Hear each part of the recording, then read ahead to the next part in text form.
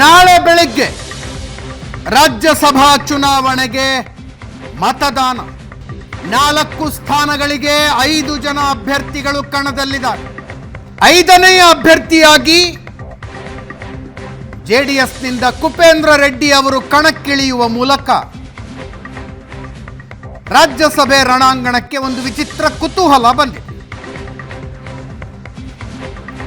ಯಾವ ಲೆಕ್ಕಾಚಾರದ ಮೇಲೆ 5ನೇ ಅಭ್ಯರ್ಥಿ ಕಣಕ್ಕಿಳಿದಿದ್ದಾರೆ ಅನ್ನೋದನ್ನು ಅವರೇ ಹೇಳಬೇಕು. ಸದ್ಯ ಎಲ್ಲರೂ ತಮ್ಮ ತಮ್ಮ ವಿಪ್ ಪಾಲಿಸಿದರೆ ಕಾಂಗ್ರೆಸ್ನ 3 ಜನ, ಬಿಜೆಪಿಯ 1 ರಾಜ್ಯಸಭೆಗೆ ಆಯ್ಕೆಯಾಗ್ತಾರೆ. ತಮ್ಮ ಪಕ್ಷದ ಅಭ್ಯರ್ಥಿ ಕುಪೇಂದ್ರ ರೆಡ್ಡಿ ಅವರ ಪರವಾಗಿ ಆತ್ಮಸಾಕ್ಷಿಯ ಮತ ಕೇಳ್ತಾ ಇದ್ದಾರೆ ಮಾಜಿ ಮುಖ್ಯಮಂತ್ರಿ ಕುಮಾರಸ್ವಾಮಿ. ಸುರಪುರದ ಶಾಸಕ ರಾಜ ವೆಂಕಟಪ್ಪ ನಾಯಕರ ಅಕಾಲಿಕ ಮರಣ ಕಾಂಗ್ರೆಸ್ಸಿನ 1 ಮತವನ್ನು ಕಡಿಮೆಗೊಳಿಸಿತು. ಆದರೆ ಜನಾರ್ದನ ರೆಡ್ಡಿ ಅವರ ಮತವನ್ನು ಭದ್ರಗೊಳಿಸಿಕೊಳ್ಳುವ ಮೂಲಕ ಲಾಸ್ ಆಗದೇ ಇರುವಂತೆ, ಮ್ಯಾಥಮೆಟಿಕ್ಸ್ ಹೆಚ್ಚು ಕಡಿಮೆಯಾಗದಂತೆ ಕಾಂಗ್ರೆಸ್ ನೋಡಿಕೊಂಡಿದೆ. ಈಗ ಎಸ್ ಟಿ ಸೋಮಶೇಖರ್, ಶಿವರಾಮ್ ಹೆಬ್ಬಾರ್ ಏನು ಮಾಡ್ತಾರೆ ಅನ್ನೋದು ಪ್ರಶ್ನೆ. ಟೆಕ್ನಿಕಲಿ ಬಿಜೆಪಿಯಲ್ಲಿದ್ದಾರೆ, ಆದರೆ ಅವರ ಮಾತುಗಳು, ಪ್ರತಿಕ್ರಿಯೆಗಳು ಕಾಂಗ್ರೆಸ್ ಕಡೆಗಿನ ಒಲವನ್ನು ತೋರಿಸ್ತವೆ. ಇನ್ನೊಂದು ಕಡೆ ಜೆಡಿಎಸ್ ಶಾಸಕ ಶರಣಗೌಡ ಕಂದಕೂರ್. ಇವತ್ತು ಜೆಡಿಎಸ್ನ ಎಲ್ಲ ಶಾಸಕರು ಬೆಂಗಳೂರಿನ MG ರೋಡಿನ ಹೋಟೆಲ್ ಒಂದರಲ್ಲಿ ಉಳ್ಕೊಂಡಿದ್ದಾರೆ, ವಾಸ್ತವ್ಯ ಮಾಡಿದ್ದಾರೆ. ಅಲ್ಲಿ ಶರಣಗೌಡ ಕಂದಕೂರ್ ಇಲ್ಲ. ನಾನು ನೇರವಾಗಿ ನಾಳೆ ವೋಟಿಂಗಿಗೆ ಬರ್ತೀನಿ ಅಂದಿದ್ದಾರೆ. ಕಾಂಗ್ರೆಸ್ಸಿನ ಶಾಸಕರೆಲ್ಲರೂ ರೆಸಾರ್ಟಿಗೆ ಹೋಗಿದ್ದಾರೆ. 150 ರೂಮ್ ಬುಕ್ ಮಾಡಿದ್ದಾರೆ. ಬಿಜೆಪಿ ಶಾಸಕರು ರೆಸಾರ್ಟ್ನಲ್ಲೂ ಇಲ್ಲ, ಹೋಟೆಲ್ನಲ್ಲೂ ಇಲ್ಲ. ಕಾಂಗ್ರೆಸ್ನವರಂತೂ ಕಂಪ್ಲೀಟ್ಲಿ ಕಾನ್ಫಿಡೆಂಟ್ ಆಗಿದ್ದಾರೆ, ಗೆಲ್ತಾರೆ ನಮ್ಮ ಅಭ್ಯರ್ಥಿ, ನೋಡ್ತಾ ಇರಿ. MB ಪಾಟೀಲ್ರು, ಚಲುವರಾಯಸ್ವಾಮಿ, ರವಿ ಗಣಿಗ ಮಾತಾಡೋದು ಕೇಳಿಸ್ಕೊಳ್ಳಿ. ಅದರ ಜೊತೆಗೆ ಅಧಿವೇಶನದ ಗಲಾಟೆಯ ಮಧ್ಯದಲ್ಲೇ ಜನಾರ್ದನ ರೆಡ್ಡಿ ಅವರ ಆಪರೇಷನ್ ಮಾಡುವಲ್ಲಿ DK ಶಿವಕುಮಾರ್ ಯಶಸ್ವಿಯಾದರು. ಗಲಾಟೆ ಪಾಡಿಗೆ ಗಲಾಟೆ ನಡೀತಾ ಇದ್ರೆ DK ಶಿವಕುಮಾರ್ ಜನಾರ್ದನ ರೆಡ್ಡಿ ಅವರ ಕೈ ಹಿಡಿದು ಮಾತಾಡ್ತಾ ಕೂತ್ಕೊಂಡಿದ್ರು. ದೃಶ್ಯಗಳು ಸಿಗಲಿಲ್ಲ, ನಮ್ಮ ರಿಪೋರ್ಟರ್ಗಳು ಹೇಳಿದ್ರು. ಕೈ ಹಿಡಿದು ಮಾತಾಡ್ತಾ ಕೂತ್ಕೊಂಡಿದ್ರು. ಜನಾರ್ದನ್ ರೆಡ್ಡಿ ಅವರು ಏನೋ ಹೇಳಿದ್ರು. ಅಲ್ಲಿಗೆ ನಗರಾಭಿವೃದ್ಧಿ ಸಚಿವ ಭೈರತಿ ಅವರನ್ನೇ ಕರೆದು DK ಶಿವಕುಮಾರ್ ಮಾತನಾಡಿಸಿದರು. ಜನಾರ್ದನ್ ರೆಡ್ಡಿ ಅವ್ರಿಗೂ ಮಾತಾಡಿಸಿದ್ರು. ಅವ್ರದ್ದು ಯಾವುದೋ ಒಂದು ಕೆಲಸ ಸ್ಟ್ರಕ್ ಆಗಿತ್ತು ಅಂತ ಜನ ಅಂದ್ಕೊಂಡಿದ್ದು, ಮಾತನಾಡಿದ್ದನ್ನು ಕೇಳಿದ ನಂತರ. ಇವತ್ತು ಹೋಗಿ ಮುಖ್ಯಮಂತ್ರಿ ಸಿದ್ದರಾಮಯ್ಯನವರನ್ನು ಜನಾರ್ದನ್ ರೆಡ್ಡಿ ಅವರು ಭೇಟಿಯಾದರು. ಕೇಳಿಸ್ಕೊಳ್ಳಿ. MB ಪಾಟೀಲ್, ಚಲುವರಾಯಸ್ವಾಮಿ, ರವಿ ಗಣಿಗ ಅವರು ಮಾತಾಡಿದ್ದಾರೆ. ಜನಾರ್ದನ್ ರೆಡ್ಡಿ ಅವರು ಈಗ ಕೇಳಿದ್ರು, ನಾನು ಇನ್ನೂ ನಿರ್ಧಾರ ತಗೊಂಡಿಲ್ಲ ಅಂತಾರೆ. ಕೇಳಿಸ್ಕೊಳ್ಳಿ ಒಂದ್ಸಲ. ನಮಗೆ ನಿರೀಕ್ಷೆಗಿಂತ ಜಾಸ್ತಿ ಮತಗಳು ಬರ್ತವೆ, ನಮ್ಗೆ ಯಾವುದೇ ಭಯ ಇಲ್ಲ. ಆದರೂ ಎಲ್ಲರೂ ಒಟ್ಟಾಗಿರಬೇಕು ಅಂಥೇಳಿ ತಿಳ್ಕೊಂಡು ಇವತ್ತೊಂದು ದಿವಸ ನಾವು ಎಲ್ಲರೂ ಕೂಡಿರ್ತಾ ಇದ್ದೀವಿ. ಅಲ್ಲೇ CLP ಸಭೆ ಆಗ್ತಾಯಿದೆ. ಒಟ್ಟಾಗಿ ಬಂದು ಇವತ್ತೊಂದು ದಿವಸ ಮತದಾನ ಮಾಡಬೇಕು ಅಂಥೇಳಿ ಇವತ್ತು ನಾವೆಲ್ಲರೂ ಕೂಡ ಸ್ವಯಂ ಇಚ್ಛೆಯಿಂದ ನಿರ್ಧಾರ ತೆಗೆದುಕೊಂಡಿದ್ವಿ. ನೋಡಿ, ಯಾರು ಕೂಡ ನೋಡಿ, ಇದರಲ್ಲಿ ರಾಜ್ಯಸಭಾ ಚುನಾವಣೆಯಲ್ಲಿ ತೋರಿಸಿ ಹಾಕುವಂಥ ಒಂದು ಇರ್ತದೆ. ಇದರಲ್ಲಿ ಯಾರೂ ಕೂಡ ಅಡ್ಡ ಮತದಾನ ಮಾಡೋದು ಪ್ರಶ್ನೆನೇ ಬರೋದಿಲ್ಲ. ಯಾರು ಸದಸ್ಯತ್ವವನ್ನು ಕಳ್ಕೋಬೇಕು, ನಾವು ಪಕ್ಷವನ್ನು ಬಿಟ್ಟು ಹೋಗಬೇಕು ಅಂತೇಳಿ ನಿರ್ಧಾರ ಮಾಡಿದಾರೋ ಅಂಥವ್ರು ಮಾಡಲಿಕ್ಕೆ ಸಾಧ್ಯ ಆದಂಥ ಅಂಥವರು ನಮ್ಮ ಪಕ್ಷದಲ್ಲಿ ಯಾರೂ ಕೂಡ ಇಲ್ಲ. ಹೌದೌದು ಪಾಪ, ನಮಗೆಲ್ಲ ಭಯ. ಜನತಾದಳದವ್ರಿಗೆ, ಬಿಜೆಪಿಯವ್ರಿಗೆ ಭಯ ಇಲ್ಲ, ನಮಗೆ ಮಾತ್ರ ಭಯ ಇದೆ. ನಾವು ಅಲ್ಲಿ ಹೋಗ್ತಾ ಇರೋದು ಪಾರ್ಲಿಮೆಂಟ್ ಚುನಾವಣೆ ಸ್ಟ್ರಾಟಜಿ ಮಾಡೋದು, ಮತ್ತು ಒಂದ್ ದಿವಸ ನಮಗೂ ರಿಲ್ಯಾಕ್ಸ್ ಬೇಕಿತ್ತು. ಅದಕ್ಕೋಸ್ಕರ ಒಂದ್ ದಿವಸ ಎಲ್ಲ ಕೂತ್ಕೊಂಡು ಡಿಸ್ಕಸ್ ಮಾಡ್ಕೊಂಡು ಮುಂದೆ ಪಾರ್ಲಿಮೆಂಟ್ ಚುನಾವಣೆ ಹೆಂಗಿರಿಸ್ಬೇಕು. ನಾಳೆ ಚುನಾವಣೆ ಕ್ಯಾಶುವಲ್ ಆಗಿ ಎಲ್ಲಿದ್ರೂ ಆಗುತ್ತೆ. ನಾವು ಸಂಖ್ಯೆ ಕರೆಕ್ಟ್ ಆಗಿದೆ ನಮಗೆ. ಸೊ ಸಂಖ್ಯೆ ಇಲ್ಲದೆ ಇರೋರು ಪರದಾಡಬೇಕು. ನಮ್ಗೇನು ಆ ಥರದ ಪರದಾಟದ ಅವಶ್ಯಕತೆ ಇಲ್ಲ. ನಮ್ಗೇನು ಅವಶ್ಯಕತೆ ಇಲ್ವಲ್ಲಪ್ಪ, ಅದರಿಂದ ನಾವು ಯಾರನ್ನೂ ಅಪ್ರೋಚ್ ಮಾಡಿಲ್ಲ. ಈಗ ನಮಗೆ ನಮ್ಮ ಓಟು ನಮಗೆ ಕರೆಕ್ಟ್ ಆಗಿರೋದ್ರಿಂದ ನಾವು ಯಾರನ್ನೂ ಅಪ್ರೋಚ್ ಮಾಡ್ಲಿಕ್ಕೆ ಹೋಗಿಲ್ಲ. ವಿಶ್ವಾಸದಲ್ಲಿ ಇದ್ದಾರೆ, ಬಟ್ ಆದ್ರೆ ಈ ಈಗ ಅದ್ರ ಅವಶ್ಯಕತೆ ಇಲ್ಲದೆ ಇರೋದ್ರಿಂದ ನಾನು ಅಪ್ರೋಚ್ ಮಾಡಕ್ ಹೋಗಿಲ್ಲ. ನಮ್ಮ CLP ಮೀಟಿಂಗ್ ಇದೆ, ಎಲ್ಲ ಒಗ್ಗಟ್ಟಾಗಿ ನಾವನ್ನೆಲ್ಲ 135 ಜನ ಕಷ್ಟ ಸುಖ ಮಾತಾಡಬೇಕಲ್ಲ. ನಿಮ್ಮ ಕ್ಷೇತ್ರದಲ್ಲೇನೋ ನಮ್ಮ ಕ್ಷೇತ್ರದಲ್ಲೇನೆಲ್ಲ ಎಲ್ಲ ಊಟ ಮಾಡಿ ಒಟ್ಟಿಗೆ ಇರ್ತೀವಿ. CLPಯಲ್ಲಿ ಎಲ್ಲ ವಿಚಾರಗಳು ಚರ್ಚೆ ಬರುತ್ತೆ. CLP ಕರೆಯೋದೇ ಶಾಸಕರ ಕಷ್ಟ ಸುಖ ಮಾತಾಡೋಕ್ಕೋಸ್ಕರ. CLPಯಲ್ಲಿ ಎಲ್ಲ ಚರ್ಚೆ ಬರುತ್ತೆ. BJP JDS ಎಷ್ಟು ಅಡ್ಡ ಮತದಾನ ಆಗುತ್ತೆ ಅಂತ ನಾಳೆ ಗೊತ್ತಾಗುತ್ತೆ ನಿಮಗೆ. ನಮ್ದಲ್ಲ, ಅವ್ರದ್ದು ಎಷ್ಟು ನಮಗೆ ಓಟ್ ಬರುತ್ತೆ ಅನ್ನೋದು ನಾಳೆ ಗೊತ್ತಾಗ್ತದೆ. ನಾನು ನೋಡಿ, ಇವತ್ತು ಎಲ್ಲರೂ ಕೂಡ ನನ್ನಲ್ಲಿ ಒಂದು ರಿಕ್ವೆಸ್ಟ್ ಮಾಡಿದ್ದಾರೆ ವೋಟ್ ಹಾಕೋದ್ರ ಸಲುವಾಗಿ. ನಾನು ಇನ್ನೂ ತೀರ್ಮಾನ ಮಾಡಿಲ್ಲ. ಎಲ್ಲರೂ ಮಾಡಿದ್ದಾರೆ ಅಂತ ಹೇಳಿ. ನಾವೇನು ಇಲ್ಲೆಲ್ಲ ಗನ್ ಮ್ಯಾನ್ ಕರ್ಕೊ ಬಂದಿದ್ದಾವ? ಹೇಳ್ತೀನಿ ಕೇಳಿ, ಯಾವ ಬೆದರಿಕೆನೂ ಹಾಕಿಲ್ಲ, ನಮ್ಗೆ ಹೆದರಿಕೆನೂ ಇಲ್ಲ. ಚುನಾವಣೆ ಅಂದ್ರೆ ಸಂಪರ್ಕ ಮಾಡಿ ನಾವು ಮತ್ತೆ ಓಟ್ ಕೇಳಕ್ ಬರ್ದೇ ಬರ್ತಾರೆ. ಈಗ ನಾವುಗಳು ಎಲ್ಲಾ ಪಕ್ಷದವ್ರನ್ನು ಓಟ್ ಕೇಳಕ್ಕೆ ಹೋಗ್ತೀವಿ, ಅದೇ ತರ ಬೇರೆಯವ್ರು ಬಂದು ಓಟ್ ಕೇಳ್ತಾರೆ. ಅದ್ರಲ್ಲೇನು ತಪ್ಪಿದೆ? ಡೆಮಾಕ್ರಸಿ ಅವ್ರದ್ದು. ಆಫರ್ ಗಿಫರು ಅವೆಲ್ಲ ನಮಗೆ ಅದ್ರ ಬಗ್ಗೆ ತಲೆನೂ ಕೆಡಿಸ್ಕೊಳ್ಳಿಕ್ಕಿಲ್ಲ. ಯಾವ ದುಡ್ಡು ಇಲ್ಲ, ಯಾವ ಕಾಸು ಇಲ್ಲ. ಮಾತಾಡೋರೆ ನಮ್ಮ ಹತ್ರ ಯಾವ ಒತ್ತಡನೂ ಇಲ್ಲ ಸರ್. ಸಂಪರ್ಕ ಮಾಡಿದ್ದಾರೆ, ಓಟ್ ಕೇಳಿದ್ದಾರೆ. ಡೆಮಾಕ್ರಸಿಯಲ್ಲಿ ಓಟ್ ಕೇಳ್ಬೋದು, ಕೇಳಿದ್ದಾರೆ ಅಷ್ಟೇ. ಯಾವ ದುಡ್ಡು ಕಾಸುದೆಲ್ಲ ಮಾತಾಡಿಲ್ಲ. ಓಟ್ ಕೇಳವ್ರೆ, ನಮಗೆ ಓಟ್ ಹಾಕಿ ಅಂತ ಕೇಳವ್ರೆ. ನೋಡಿ, ರಾಜಕೀಯದಾಗ ಎಲ್ಲರಿಗೂ ಸಂಪರ್ಕ ಮಾಡ್ತಕ್ಕಂಥದ್ದು ಸ್ವಾಭಾವಿಕ. ಸಹಜವಾಗಿ ಇಂಥ ಚುನಾವಣೆಗಳು ಬಂದಾಗ ಸಹಜವಾಗಿ ಒಂದು ಪಕ್ಷದವ್ರು ಸಂಪರ್ಕ ಮಾಡಿದ್ದಾರೆ, ನಮಗೂ ಮಾಡಿದ್ದಾರೆ. ಸ್ಪೆಸಿಫಿಕ್ ಆಗಿ ಕಾಣ್ಸೆ ನೇಮ್ ಸಂಪರ್ಕ ಮಾಡಿದ್ದಾರೆ. ನೋಡೋಣ. ನೋಡ್ರಿ, ಈಗ ಮೈತ್ರಿ ಸರ್ಕಾರದಾಗ ಕ್ಯಾಂಡಿಡೇಟ್ ನಾವು ಹಾಕಿ ಅಂದ್ಮೇಲೆ ವಿರೋಧದವ್ರು ಸಂಪರ್ಕ ಮಾಡ್ತಾರೆ, ಆಡಳಿತದವ್ರು ಯಾಕೆ ಸಂಪರ್ಕ ಮಾಡ್ತಾರೆ? ಮಾಡಿದ್ದಾರೆ ಹೇಳ್ತೀನಿ, ಅದ್ರಾಗ ಏನು ತಪ್ಪಿದೆ? ಮಾಡಿದ್ದಾರೆ ಅಂತ ಹೇಳ್ತಾ ಇದ್ದೀನಿ, ತಿಳಿಸ್ತೀನಿ. ನೋಡಿ, ಇವೆಲ್ಲ ಚುನಾವಣೆದಾಗ ಎಲ್ಲ ಸಹಜ ಪ್ರಕ್ರಿಯೆಗಳು. ಅವರು ನಿಂತಾಗ ಇವರು ಏನಪ್ಪತ್ತವ್ರು ಮಾಡಿಸಿರ್ತಕ್ಕಂಥದ್ದು, ಇವ್ರು ನಿಂತಾಗ ಅವ್ರು ಮಾಡಿಸಿರ್ತಕ್ಕಂಥದ್ದು ಅನೇಕ ಇತಿಹಾಸಗಳು ಇದೆ. ನಾನು ಎಲ್ಲ JDS ನಮ್ಮ ಕುಮಾರಣ್ಣವರು ನಮ್ಮ ಪಕ್ಷದ ನಾಯಕರ ಜೊತೆಲೇ ಇದ್ವಿ. ಯಾವುದು ನಾನು ಸಂಪರ್ಕ ಸಿಗ್ತದೆ ಇಲ್ಲ ಅನ್ನೋದು ಎಲ್ಲ ಸುಳ್ಳು. ನಾನು ಇವತ್ತು ನಮ್ಮ ನಾಡಿನ ದೊರೆಗಳಿವರು ರಾಜ ವೆಂಕಟಪ್ಪ ನಾಯಕರ ಸಾಹೇಬ್ರ ನಿಧನ ನಿಜವಾಗ್ಲೂ ನಂಗೆ ತೀವ್ರ ನೋವು ತಂದದ. ಹಂಗಾಗಿ ನಾನು ಬೆಂಗಳೂರಲ್ಲಿದ್ದಕ್ಕೆ ಇವರು ದರ್ಶನ ಪಡ್ಕೊಳಕ್ಕಂತ ನಾ ಬಂದೀನಿ. ಈಗ ನಾ ಬೆಂಗಳೂರು ಹೋಗ್ತೀನಿ, ಯಾವುದೇ ಕಾರಣಕ್ಕೂ ಅಡ್ಡ ಮತದಾನ ಮಾಡೋದಿಲ್ಲ. ನನಗೆ ಕಾಂಗ್ರೆಸ್ ನಾಯಕರು ನಿಜವಾಗ್ಲೂ CM ಅವರು ಕೂಡ ಒಳ್ಳೆ ಒಂದು ಜನಪರ ಕೆಲಸ ಮಾಡೋಂಥವ್ರು. ನನ್ನ ಬಗ್ಗೆ ಒಳ್ಳೆ ಒಂದು ವಿಶ್ವಾಸ ಇಟ್ಕೊಂಡ್ರೆ ಅವರು ಬಗ್ಗೆ ಸ್ವತಃ ಅಭಿಮಾನ ಅದ ನನಗೆ. ಆದರೆ ಪಕ್ಷದ ತೀರ್ಮಾನ ಜೊತೆ ನಾನು ಇರ್ತೀನಿ ಯಾವತ್ತಿನ. ಇಲ್ಲ ಸರ್, ಅದೆಲ್ಲ ಆಗಕ್ಕೆ ಸಾಧ್ಯನೇ ಇಲ್ಲ. ಯಾವುದನ್ನು ಅವಕಾಶ.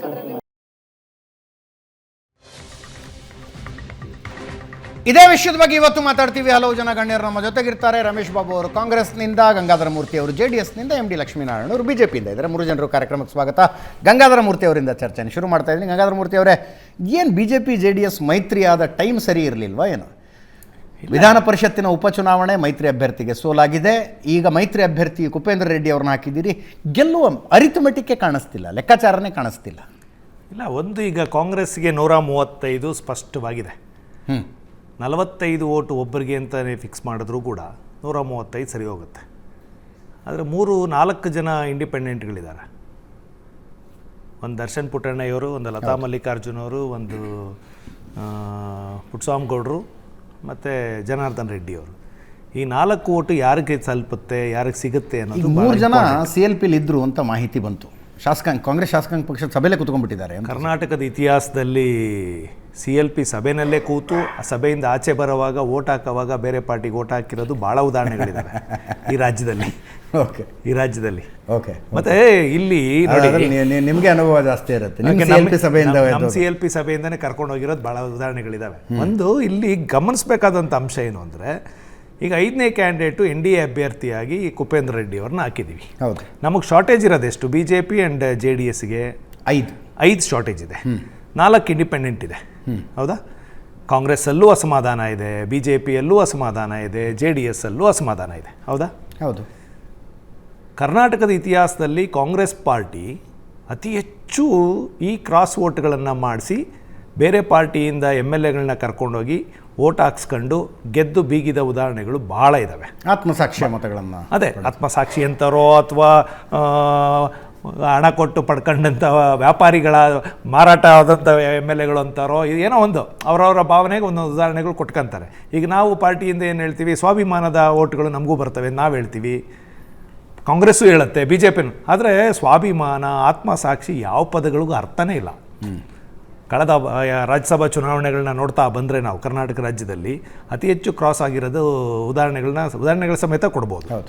ಮತ್ತು ಜೊತೆಗೆ ನಿಮಗೆ ಈಗ ನಾವು ಒಂದು ಪ್ರಯತ್ನ 40 ಜನ ಇರ್ತಕ್ಕಂಥ ಸಂದರ್ಭದಲ್ಲಿ ಒಂದು ಪ್ರಯತ್ನ ಯಾಕೆ ಪಡಬಾರ್ದು ಅನ್ನೋದನ್ನು ಕೇಳಿದ್ವಿ. ಒಂದು ನಾವು ಸ್ವಾಭಿಮಾನ ಮತ್ತೊಂದು ಅನ್ನೋದಕ್ಕಿಂತ ಹೆಚ್ಚಿನಾಗಿ ಕ್ರಾಸ್ ವೋಟ್ ಆಗುವ ಸಾಧ್ಯತೆಗಳು ಬಹಳ ಇದ್ದಾವೆ ಅನ್ನೋ ಕಾರಣಕ್ಕೆ ಈಗ ಪ್ಲೇ ಮಾಡ್ತಾ ಇರೋದು ನಾವು ಕೂಡ.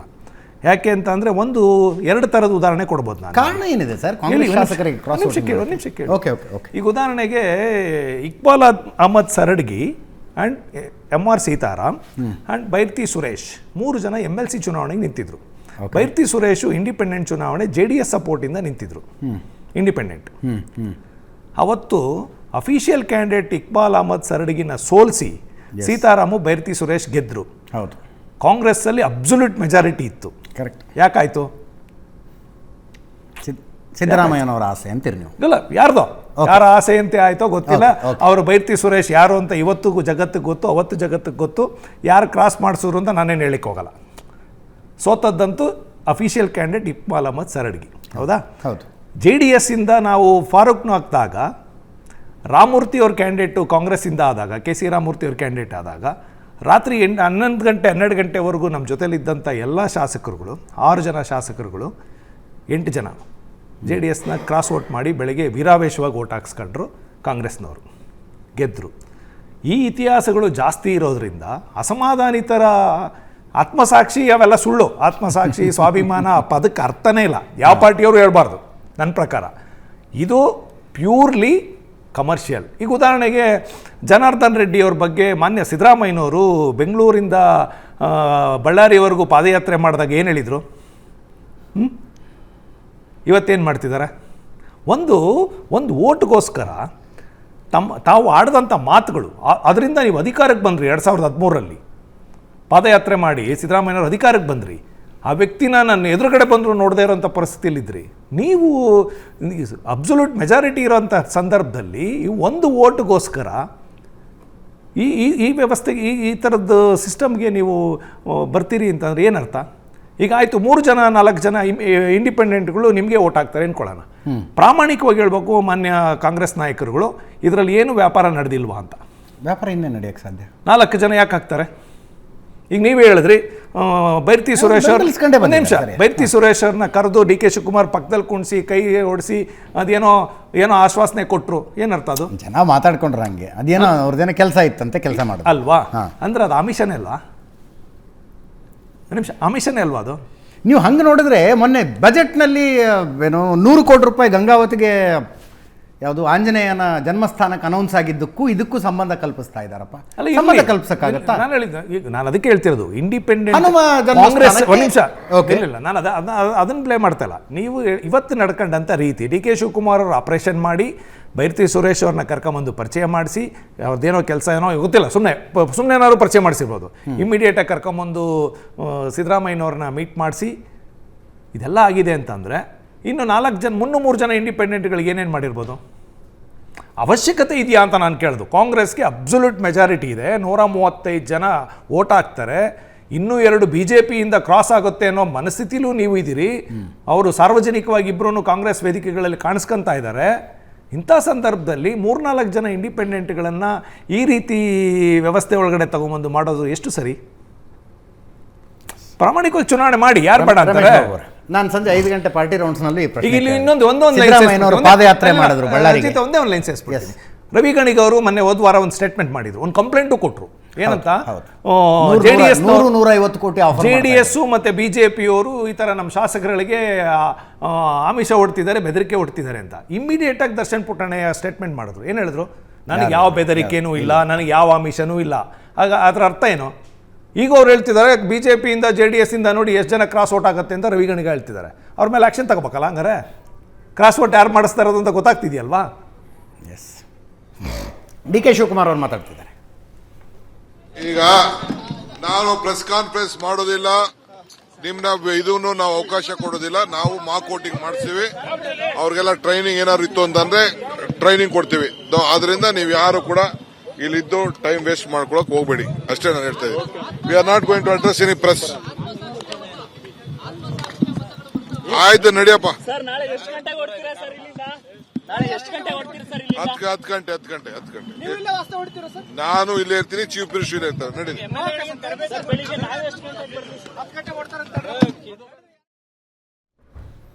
ಎಸ್ ರಮೇಶ್ ಬಾಬು ಅವರೇ, ಬಿ ಜೆ ಪಿಯವ್ರನ್ನ ಬೈತಿದ್ರಿ ನೀವು ಯಾವಾಗಲೂ. ಅಜಿತ್ ಪವಾರ್ನ ಕರ್ಕೊಂಬಂದಿದ್ದಕ್ಕೆ, ಏಕನಾಥ್ ಶಿಂದೆನ ಕರ್ಕೊಂಬಂದಿದ್ದಕ್ಕೆ ಮೊನ್ನೆ ತನಕ ಬೈತಾ ಇರ್ತೀರಿ, ಏಕಾಏಕಿ ಪಕ್ಷಕ್ಕೆ ಕರ್ಕೊಂಬಂದುಬಿಡ್ತೀರಿ. ಅವರು ವಿಪಕ್ಷದಲ್ಲಿದ್ದಾಗ ಭ್ರಷ್ಟರಾಗಿರ್ತಾರೆ, ನಿಮ್ಮಲ್ಲಿ ಬಂದ ತಕ್ಷಣ ಏಕಾಏಕಿ ಕ್ಲೀನ್ ಆಗಿಬಿಡ್ತಾರೆ ಅಂತ. ಜನಾರ್ದನ್ ರೆಡ್ಡಿ ಅವರ ವಿರುದ್ಧ ಪಾದಯಾತ್ರೆ ಸರ್. ನಾನು ಸಂಜೆ ಕೂಡ ಹೇಳ್ತಾ ಇದ್ದೆ, ಸಿದ್ದರಾಮಯ್ಯನವರ ರಾಜಕೀಯ ಬದುಕಿಗೆ ತಿರುವು ಕೊಟ್ಟಂಥ ಘಟನೆಗಳು ಅಂತ ಬರೆದ್ರೆ ಬಳ್ಳಾರಿ ಪಾದಯಾತ್ರೆ ಪ್ರತ್ಯೇಕ ಅಧ್ಯಾಯ ಆಗುತ್ತದು. ಹಾಗೆ ಈಗ ಜನಾರ್ದನ್ ರೆಡ್ಡಿ ಅವ್ರ ಜೊತೆ ರಾಜಸಂಧಾನಗಳಾಗಿ ಹೋಗ್ಬಿಟ್ಟು ಅವಕಾಶವಾದ ರಾಜಕಾರಣಕ್ಕೆ ಮಾತುಕತೆ ಮಾಡೋದನ್ನ ಎಲ್ಲ ರಾಜಕೀಯ ಪಕ್ಷಗಳು ಬಿಡಬೇಕು. ಜನಾರ್ದನ್ ರೆಡ್ಡಿಯವ್ರನ್ನ ನಾವು ಯಾರೂ ಪಕ್ಷಕ್ಕೆ ಕರ್ಕೊಂಬಂದಿಲ್ಲ. ಅವರು ಶಾಸಕರಿದ್ದಾರೆ, ಭೇಟಿಯಾಗಿದ್ದಾರೆ, ಅವರು ಓಟ್ ಹಾಕೋದಕ್ಕೆ ಸ್ವತಂತ್ರರಿದ್ದಾರೆ. ಅದ್ರ ಬಗ್ಗೆ ಅವರೇ ತೀರ್ಮಾನ ತಗೋತಾರೆ, ಅವರೇ ಹೇಳ್ತಾರೆ. ಓಕೆ, ಒಂದು ಕನ್ನಡದಲ್ಲಿ ಒಂದು ಗಾದೆ ಮಾತಿದೆ, ಗಾಜಿನ ಮನೇಲಿ ಇತ್ಕೊಂಡು ಇನ್ನೊಬ್ರು ಕಲ್ಲು ಹೊಡಿಬಾರ್ದು ಅಂತೇಳಿ. JDSನವರು ಪರ್ಟಿಕ್ಯುಲರ್ಲಿ ಕುಮಾರಸ್ವಾಮಿ ಮಾಡೋ ಕೆಲಸ ಇದೆ. ಪಾಪ ನನ್ನ ಸ್ನೇಹಿತರು ಗಂಗಾಧರ ಮೂರ್ತಿ ಎಲ್ಲ ಹೇಳ್ಕೊಂಬಂದರು.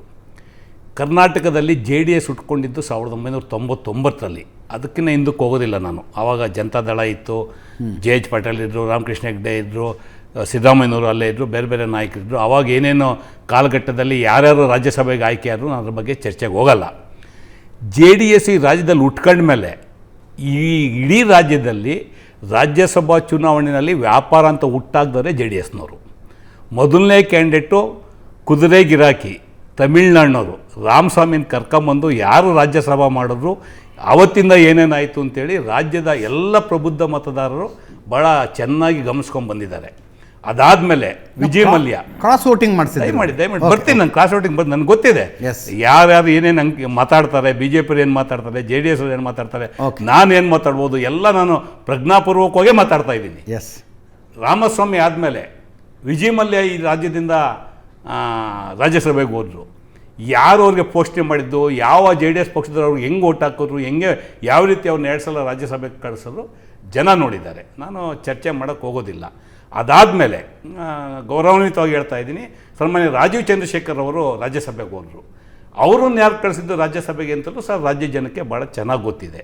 ಅದಾದಮೇಲೆ ಕುಪೇಂದ್ರ ರೆಡ್ಡಿರವರು ಕಾಂಗ್ರೆಸ್ ಪಕ್ಷದಲ್ಲಿ ಪ್ರಯತ್ನ ಪಟ್ಟು ಕಾಂಗ್ರೆಸ್ ಪಾರ್ಟಿಗೆ ರಾಜೀನಾಮೆ ಕೊಟ್ಟಿರಲಿಲ್ಲ. ಅವನ್ನ ಕರ್ಕೊಂಬಂದು ಇವರು ಅವ್ರನ್ನ ರಾಜ್ಯಸಭೆಗೆ ಕಳಿಸಿದ್ರು. I think if I am correct 2014. ಆವತ್ತು ಏನಕ್ಕೆ ಅಸಮಾಧಾನ ಜನತಾದಳದಲ್ಲಿ ಸ್ಟಾರ್ಟ್ ಆಯಿತು ಅಂತ ಎಲ್ರಿಗೂ ಗೊತ್ತಿದೆ. ಯಾಕೆಂದ್ರೆ ನಾನು ಒಂದೇ ಒಂದು ಕೋಟ್ ಮಾಡ್ತೀನಿ. ಕುಪೇಂದ್ರ ರೆಡ್ಡಿಯವರು ರಾಜ್ಯಸಭೆಗೆ ಹೋದಾಗ ಸನ್ಮಾನ್ಯ ಶರಣವರವರು MLC ಆದರು ಫಸ್ಟ್ ಟೈಮ್. ಅದೇ ಟೈಮಲ್ಲಿ ಮಲ್ಲಿಕಾರ್ಜುನ್ ಅಂತೇಳಿ ಇಂಡಿಪೆಂಡೆಂಟ್ MLC ಆದರು. ಅಟ್ಟೇ ಟೈಮ್ ಎಲ್ಲ 3 ಒಟ್ಟಿಗೆ ಆಗಿದ್ದು. ಒಬ್ರು 70 ರೂಪಾಯಿ ಕೊಟ್ಟರು, ಒಬ್ರು 30 ರೂಪಾಯಿ ಕೊಟ್ಟರು, ಒಬ್ರು 15 ರೂಪಾಯಿ ಕೊಟ್ಟರು. ಇದರಲ್ಲಿ ನಮಗೆ ಭಾಗ ಕೊಡಲಿಲ್ಲ ಅಂತ ಗಲಾಟೆ ಸ್ಟಾರ್ಟ್ ಆಗಿದ್ದು JDSಲ್ಲಿ. ಪಾಪ ಇವತ್ತು ಎಲ್ಲ ಪಾರ್ಟಿ ಮೇಲೂ ಕಲ್ಬಿಸಕ್ಕೆ ಹೋಗ್ತಾರೆ. ಇರಲಿ ಅದೊಂದು ಕಡೆ. 2016ರಲ್ಲಿ ಫರೂಕ್ ಅವ್ರ ಕ್ಯಾಂಡಿಡೇಟ್ ಆದರು. ಆವಾಗ KC ರಾಮಮೂರ್ತಿರವರು ಇಂಡಿಪೆಂಡೆಂಟ್ ಆಗಿ ಇದೇ ರೀತಿ ಥರ್ಡ್ ಕ್ಯಾಂಡಿಡೇಟ್ ಏನೋ ಆದರೂ ಅವ್ರು ಗೆದ್ದರು, ಫರೂಕ್ ಅವ್ರು ಸೋತರು. ಆವತ್ತೇನೇನಾಯಿತು, ಯಾವ ಕಾರಣಕ್ಕೆ ಫರೂಕನ್ನು ಸೋತರು ಅಂತ ದೇಶ ಕಂಡಿದೆ. ಅದ್ರ ಬಗ್ಗೆ ಚರ್ಚೆ ಬೇಡ. ಇವತ್ತು ಏನೋ JDSನವ್ರು ಅಲಿಗೇಷನ್ ಮಾಡ್ತಾ ಇದ್ದಾರೆ. ಯಾಕೆಂದ್ರೆ ನಾನು BJP ಸ್ನೇಹಿತರು ಮಾತಾಡಿಲ್ಲ. ಅವ್ರು ಏನು ಅಲಿಗೇಷನ್ ಮಾಡೋದು ಆಮೇಲೆ ಉತ್ತರ ಕೊಡ್ತೀನಿ. JDSನವ್ರಿಗೆ ಅಷ್ಟೇ ನಾನು ಅವ್ರಿಗೆ ಉತ್ತರ ಕೊಡಬೇಕು.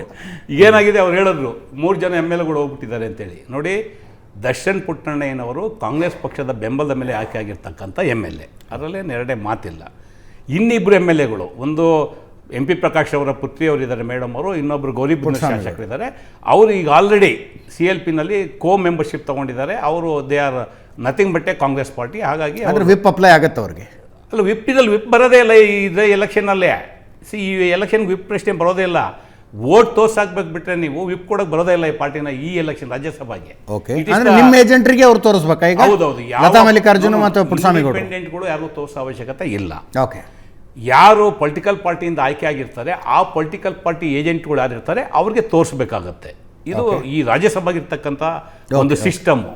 MLC ಎಲೆಕ್ಷನ್ ಜನಾರ್ದನ್ ರೆಡ್ಡಿ ಅವರು ತೋರಿಸಬೇಕಾಗುತ್ತೆ, ಯಾಕಂದ್ರೆ ಪೊಲಿಟಿಕಲ್ ಪಾರ್ಟಿ ಇದೆ. ವಿಧಾನಸಭೆಯಿಂದ ವಿಧಾನ ಪರಿಷತ್ಗೆ ಹೋಗ್ಬೇಕಾದ್ರೆ ವಿಪ್ ಕೊಡೋದಕ್ಕೆ ಅವಕಾಶ ಇದೆ. ಇದ್ರಲ್ಲಿ ವಿಪ್ ಬರೋದಿಲ್ಲ. ಇದು ಇಂಟ್ರೆಸ್ಟಿಂಗ್ ಥಿಂಗ್.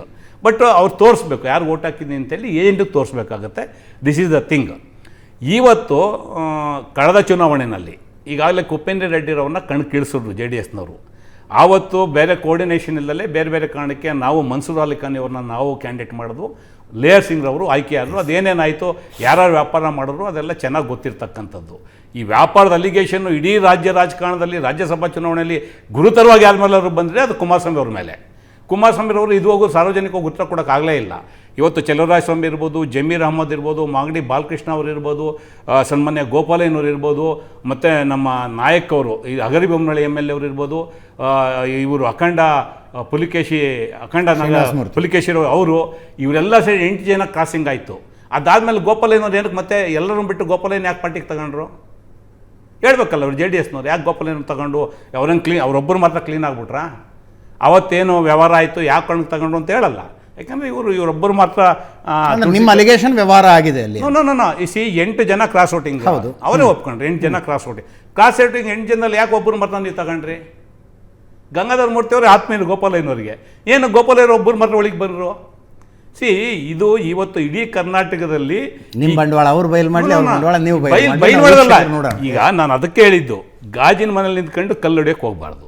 ಚುನಾವಣೆಗೆ ಯಾರು ಈಗ BJP ಹೇಳಿದ್ರಾ ಈ ಕ್ಯಾಂಡಿಡೇಟ್ ಹಾಕಿ, 4ನೇ ಕ್ಯಾಂಡಿಡೇಟ್ ಹಾಕಿ, 5ನೇ ಕ್ಯಾಂಡಿಡೇಟ್ ಹಾಕಿ ಅಂತ ಹೇಳಿ ಅವ್ರು ಹೇಳಿದ್ರ? BJP ಅವರು ಹೇಳಿಲ್ಲ. BJP ಹೇಳ್ದೆ ಹಾಕ್ಬಿಡ್ತಾರೆ. ಅದಲ್ಲ, 21 ಹೆಚ್ಚುವರಿ ಮತಗಳು BJPಯಿಂದ ಬರಬೇಕಾಗಿದೆ. ಈಗ ನಾನು ಹೇಳ್ತೀನಿ, ಹೆಚ್ಚುವರಿ ಮಾಡೋ ಅಷ್ಟು ಬರಲ್ಲ. ನನಗೆ ಗೊತ್ತಿದೆ ಕ್ಯಾಲ್ಕುಲೇಷನು. ಈಗಾಗಲೇ ತಾವು ತೋರಿಸಿದ್ರಿ 4 ಮತ 5 ಮತ ಅಷ್ಟಲ್ಲ, 8 ವೋಟ್ ಶಾರ್ಟೇಜ್ ಇದೆ. ಗೆಲ್ಲಕ್ಕೆ ಸಾಧ್ಯ ಇಲ್ಲ, ಅದು ಬೇರೆ ಬೇರೆ ಕಾರಣ. ಆದರೆ ಎಲೆಕ್ಷನ್ಗೆ ಬಂದಿದ್ದೀರಾ, ಎಲೆಕ್ಷನ್ ಮಾಡಿ. ಅದ್ರ ಮೇಲೆ ಅಲಿಗೇಷನ್ ಮಾಡಿ ನೀವು ರೂಲಿಂಗ್ ಪಾರ್ಟಿ ಅವ್ರನ್ನ ಕರ್ಕೊಂಬಂದ್ರಿ, ಇವ್ರನ್ನ ಕರ್ಕೊಂಬಂದ್ರಿ, ಇವ್ರು ಓಟ್ ಹಾಕಿ ತಗೋತೀರಾ? ಅದೇ ರಾಜಕಾರಣದಲ್ಲಿ ಎಲೆಕ್ಷನ್ ದರ್ಶನ್ ಪುಟ್ಟಣ್ಣವರು ಭಾಳ ಸ್ಪಷ್ಟವಾಗಿ ಹೇಳಿದರು, ನಂದು ಓಟ್ ಇದೆ, ನಾನು ಅಪ್ರೋಚ್ ಮಾಡ್ತಾ ಇದ್ದಾರೆ, ಅದರಲ್ಲೇನು ತಪ್ಪೇನಿದೆ? ಅದೇ ಥರ it applicable to Janardhan Reddy, it applicable to other voters. JDSನವರು ರವಿ ಗಾಣಿಗ ಹೋಗಿ ಪೊಲೀಸ್ ಕಮಿಷನರ್ ಕಂಪ್ಲೇಂಟ್ ಕೊಡಬೇಕು. ಯಾರ್ದೋ ಓಟಿಗೆ ಅಪ್ರೋಚ್ ಮಾಡಿದಾರಪ್ಪ. ರವಿ ಗಾಣಿಗಾರ್ ಅವ್ರಿಗೆ ಬಂದಿರತಕ್ಕಂಥ ಮಾಹಿತಿಗೆ ಅವರು ಹೋಗಿ ಕಂಪ್ಲೇಂಟ್ ಕೊಟ್ಟಿದ್ದಾರೆ. ಇಲ್ಲಿರೋದು ಇವತ್ತು ಕುಮಾರಸ್ವಾಮಿ ರಂಗರೆ ಕಾಂಗ್ರೆಸ್ MLAಗಳು ಯಾರು ಅಪ್ರೋಚೇ ಮಾಡಿಲ್ವಾ? ಮಾಡಿರ್ಬೋದು. ಮಾಡಿ ತಪ್ಪಿಲ್ಲ ಅದು. ನೀವು ಮಾಡ್ಕೊಳ್ಳಿ. ಕಾಂಗ್ರೆಸ್ನವ್ರು ಮಾಡ್ಕೊಡೋದು ಅಂತ ನೀವೇ ಕೇಳ್ತೀರಾ? ರವಿ ಗಾಣಿಗ ಅವ್ರು ಕಂಪ್ಲೇಂಟ್ ಯಾಕೆ ಕೊಡಬೇಕು ಅಂತ. ರವಿ ಗಾಣಿಗ ಅವ್ರು ಕಂಪ್ಲೇಂಟ್ ಕೊಟ್ಟಿರ್ತಕ್ಕಂಥದ್ದು ದುಡ್ಡಿನ ಆಮಿಷ ಕೊಟ್ಟಿದ್ದಾರೆ, ನನಗೆ ಬಂದಿರೋ ಮಾಹಿತಿ ಇಂತಿಂಥದ್ದಿದೆ, ತನಿಖೆ ಮಾಡಿ ಅಂತ ಅವ್ರು ಕಂಪ್ಲೇಂಟ್ ಕೊಟ್ಟಿದ್ದಾರೆ. ಒಬ್ಬರು ಹರಿಯಾಣದ XMLA ಅವರು ಯಾರಿಗೆ ಫೋನ್ ಮಾಡಿದ್ರು, ಇನ್ನೊಬ್ರು ಯಾರಿಗೆ ಫೋನ್ ಮಾಡಿದ್ರು, ಅದು ಮಾಹಿತಿ ಇದೆ. ಕುಪೇಂದ್ರ ರೆಡ್ಡಿ ಅವ್ರ ಮನೆಯಿಂದ ಯಾರು ಫೋನ್ ಮಾಡೋರು, ಅದು ಅವ್ರಿಗಿರೋ ಮಾಹಿತಿ ಮೇಲೆ ಅವ್ರು ದೂರು ಕೊಟ್ಟಿದ್ದಾರೆ. ಪೊಲೀಸ್ ತನಿಖೆ ಮಾಡ್ತಾರೆ. ಓಟ್ ಕೇಳಬಾರ್ದು ಅಂತಲ್ಲ, ಓಟ್ ಎಲ್ರಿಗೂ ಹಕ್ಕಿದೆ. ಓಟ್ ಕೇಳೋಂಥ ಸಂದರ್ಭದಲ್ಲಿ ಆಮಿಷ ಒಡ್ಡಬೇಡಿ ಅನ್ನೋದು ಚುನಾವಣಾ ನಿಯಮಗಳು. ಅದಿಲ್ಲ ಬಿಡಿ, ಅದೆಲ್ಲ ಮೀರಿ ಆಚೆ ಹೋಗಿದ್ದಾರೆ, ಅದನ್ನು ನಾನು ಒಪ್ಕೋತೀನಿ. ಆದರೆ ನಾವು ಇನ್ನೊಬ್ಬರ ಮೇಲೆ ಅಲಿಗೇಷನ್ ಮಾಡ್ಬೇಕಾದ್ರೆ ನಾವು ಹೆಂಗೆ ನಡ್ಕೊಂಡಿದ್ದೀವಿ, ನಮ್ಮ ಪರಿಸ್ಥಿತಿ ಏನು, ಯಾವ ಕಾರಣಕ್ಕೆ ಇದು ನಡೀತಾ ಇದೆ, ಅದನ್ನು ಹೇಳ್ಬೇಕಾದ್ರೆ BJP ಅವ್ರಷ್ಟು ಮಾತಾಡ್ಸೋಣ. ಅವ್ರು ಏನು ಅಲಿಗೇಷನ್ ಮಾಡ್ತಾರೆ ನೋಡೋಣ. ಸಣ್ಣ ಬ್ರೇಕ್ ಮುಗಿಸ್ಕೊಂಡು ವಾಪಸ್ ಬರ್ತೀನಿ.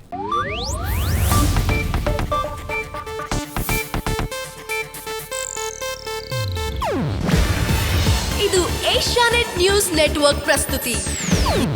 ನೀವು ನೋಡ್ತಿದ್ದೀರಾ ಏಷ್ಯಾನೆಟ್ ಸುವರ್ಣ ನ್ಯೂಸ್.